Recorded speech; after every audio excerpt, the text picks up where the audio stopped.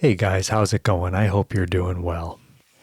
I've got another amplifier here that I built. I was going to throw it up on my eBay store, and I figured before I do, I'd let you guys take a quick look at it. It started out as a bit of test equipment for an aircraft, and it was in really rough shape. So I decided to repurpose it, kind of upcycle it, and turn it into a little practice amp. And I think it came out pretty cool. I had to rebuild. I just kind of 3D printed a handle here because it was destroyed. You can see it's got some blemishes here and there. I kind of kept some of them in. I repainted it. I ran into a problem. Normally when I build these, I use this LM386. You guys have probably seen me use these amps before, but normally they come on a board like this. That's the LM386. And in this case, I was going to use one of these again for this amplifier.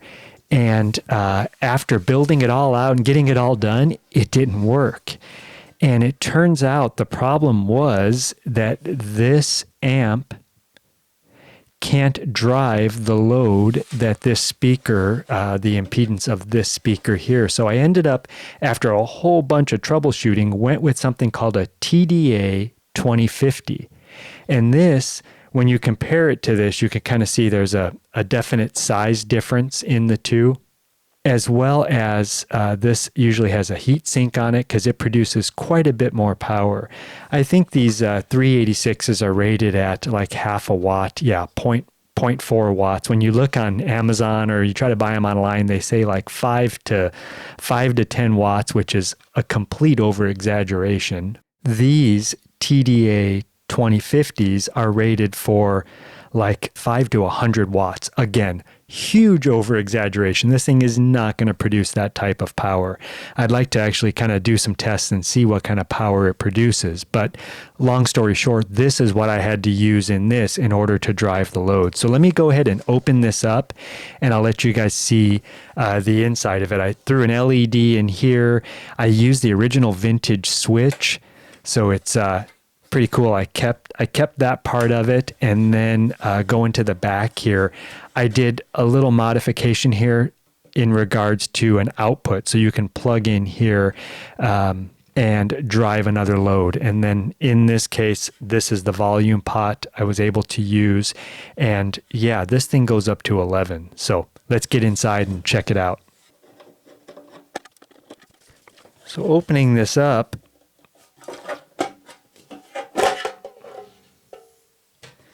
inside the case here, nothing much to see.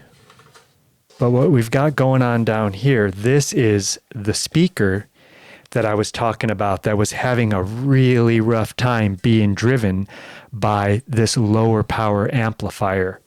Let me give you guys some close-ups of the inside of this. You can see I 3D printed some spacers there to kind of hold the speaker in place. You can see that old switch down there. I kind of kept that original. And then looking to the back here, here's where the amp sits. And then what I did was I was just able to use some of the holes that were existing in here. One for the input, which is this yellow line here.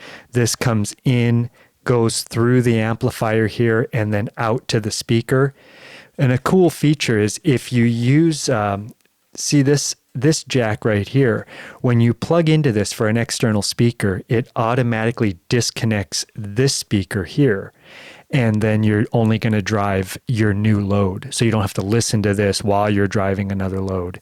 And then I just, again, 3D printed a little holder for the 9-volt battery, tucked in the wiring here and there. And overall, that's about it. I ran the LED you can see down there.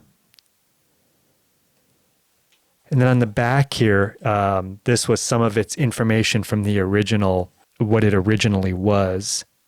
And I just added that little TDA 2050 there.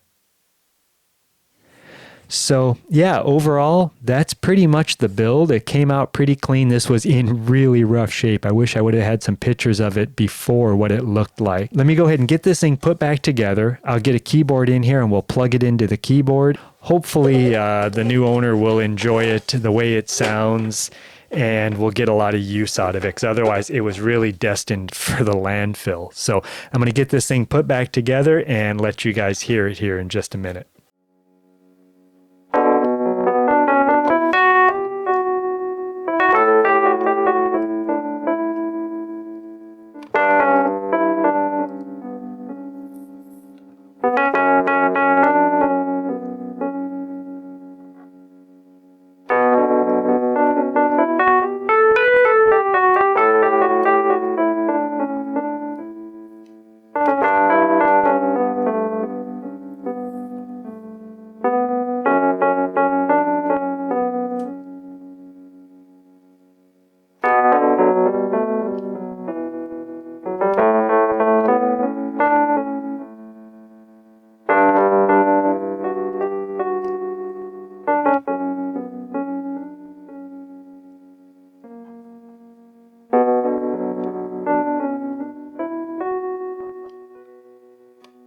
Well, there you have it. That was the TPS-2 Airpax Electronics aviation test equipment, and turning it into an amplifier. So hopefully it'll go to its new owner's home here soon and they'll have some fun with it.